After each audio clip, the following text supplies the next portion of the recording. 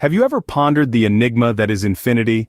A concept so vast, it stretches beyond the limits of our understanding, yet so minuscule, it can be found in the smallest fractions of existence. Picture this, a hotel with an infinite number of rooms. Now imagine each room is occupied. A new guest arrives, where would you put them? In a regular hotel, you'd have to turn them away, but in an infinite hotel, you simply ask each guest to move to the next room. The first room becomes vacant for the new guest, and despite the hotel being full, it can always accommodate more. Such is the paradox of infinity. Now consider an infinite series of fractions. Start with 1. Half it, you get 1/2.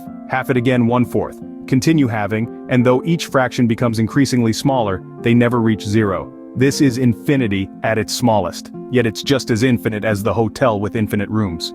Infinity is a concept that transcends our usual understanding of size and quantity. It's not a number but rather an idea that something can continue without end. This idea is deeply embedded in our universe. Think about the cosmos, an expanse so vast and limitless that it defies comprehension. Some theories suggest it may indeed be infinite, stretching on forever in all directions. Yet within this infinite expanse we find infinitesimal particles, so tiny they challenge our very concept of smallness. But what if we confine matter in a box from which it can't escape? And what if we leave that box for an infinite amount of time? According to the laws of quantum mechanics, even in such a confined space, particles would continue to vibrate, to move. The energy would never completely die out.